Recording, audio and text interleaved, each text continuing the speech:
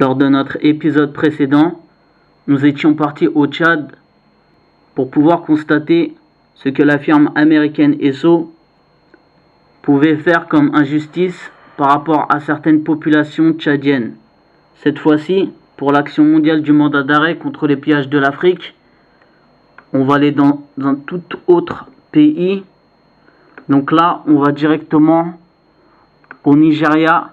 On va à Port-Harcourt, au Nigeria, pour l'action du mandat d'arrêt. Pétrole, dollars et misère.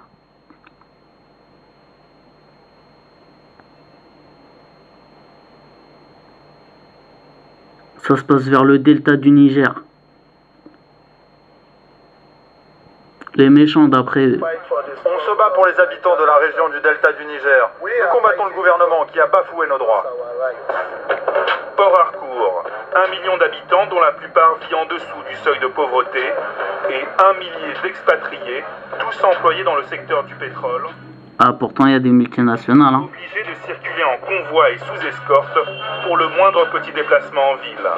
À Port-Harcourt, depuis un an, le chaos est généralisé. 800 $ par jour facturés par les entreprises de sécurité locales pour une équipe composée de 5 personnes, dont 2 mopoles munis de Kalachnikov. Les mopoles, ce sont des officiers de police détachés par la municipalité pour parer au risque d'enlèvement dans le centre de Port-Harcourt. Les gentils d'après eux. Mais pourquoi c'est gardé? Qu'est-ce qui se passe? Il y a des enlèvements? Tout le temps. Vous savez que moi je suis restée derrière là 10 semaines sans sortir, c'est la première fois que je sors. Voilà. À cause de quoi? Il y a des enlèvements tout le temps. D'expatriés, on est attaqués, on sort pas sans un... Vous avez un mopole? C'est un peu exagéré les protections? Ah bah non, c'est pas du tout exagéré. Hein. Ah bon? Bah oui. Parce que là je trouvais ça affolant. J'avais l'impression... L'année dernière, depuis le mois de janvier. Hein. Combien? 600. De blancs? Oui, enfin, oui, de blancs. Un chiffre exagéré qu'il faut réduire par 3. Il n'empêche, comme cette entreprise, la plupart des sociétés étrangères ont déjà déserté la ville.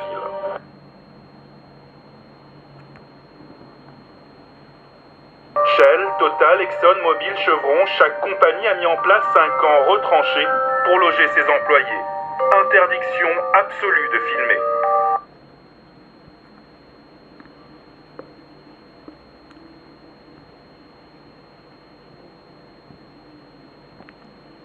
Une fois passé le sas de sécurité, l'ambiance change du tout au tout. Devant on dirait Bois d'Arcy, mais à l'intérieur c'est pas du tout la même. Et parabole satellite pour rester en permanence en contact avec le reste du monde.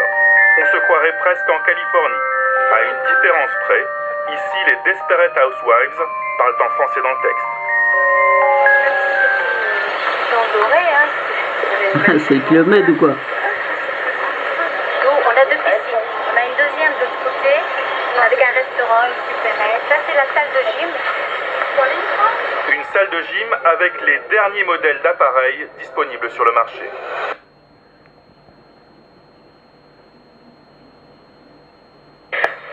Une prison dorée et à quelques mètres de là, la misère.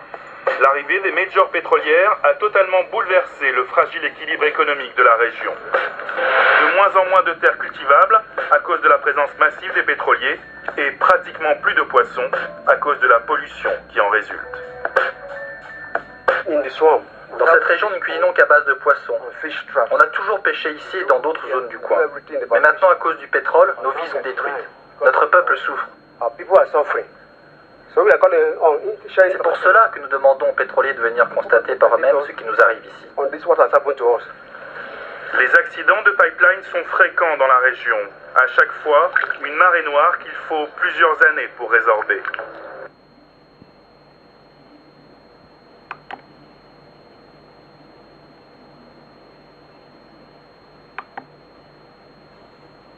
Artistes, sportifs et écrivains du monde, réalisez vous-même un message vidéo adressé aux responsables des pillages de l'Afrique en rejoignant l'action mondiale du mandat d'arrêt.